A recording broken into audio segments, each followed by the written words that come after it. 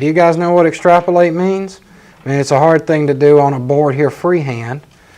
But what extrapolate in this particular case means is taking a line and say, well, I know the line doesn't cross that x-axis, but if it did cross the x-axis, where would it cross? Now, the neat thing they found about this was that every single gas crossed in the same spot, that same sweet spot, that just happened to be negative 273.15 Kelvin, degrees centigrade, which they refer to as 0 Kelvin. Now, there's a speed limit in the universe, and the speed limit of the universe is the speed of light, okay? Nothing travels faster than the speed of light in a vacuum. If anything did, then like physics and things would have to be changed, all right?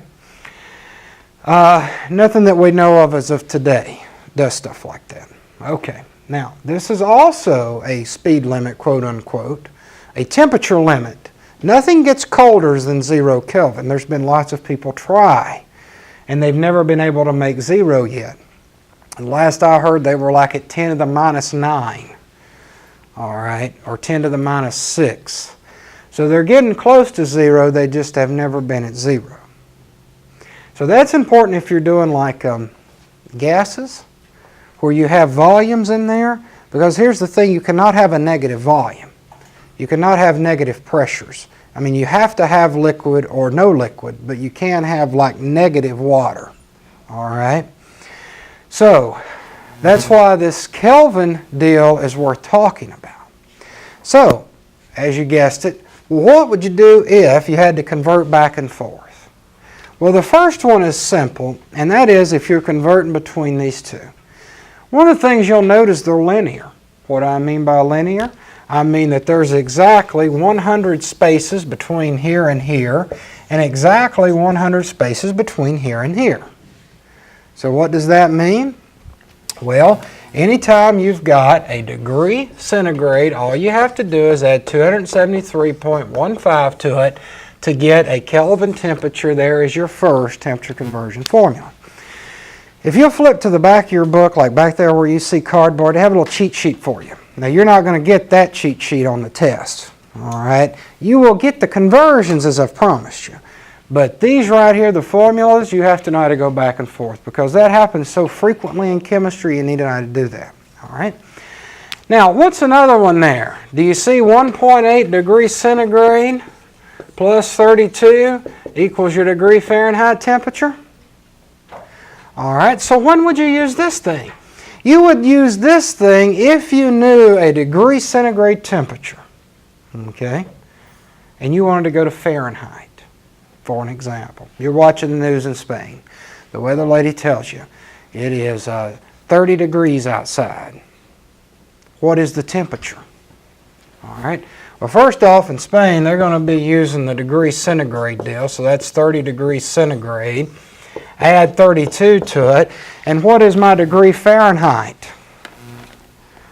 1.8 times 30 plus 32, 86. All right, so that'd be 86 degrees Fahrenheit. So the weather lady tells you it's 30 outside. Would you wear shorts or pants? Certainly you'd be wearing shorts probably. I mean, not necessarily, but probably. All right. All right, are we good? Does anybody want to know where the 1.8 comes from? Does anybody know? Yes. You want to know. You know? I want to know. You want to know. Wonderful. All right. What's 212 minus 32?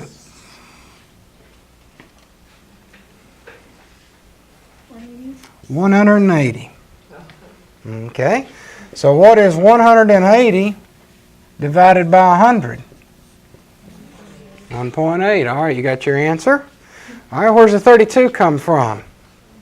Well, guess what? This starts at 0. Where does this start at 32? So you're going to have to add 32 to it to bring it back up. All right, so that's where the 32 comes from. Now, some textbooks have this formula, all right? Yours does not, but some textbooks say this. I think the A&P textbook does this. Look at the 9/5. Where does that come from?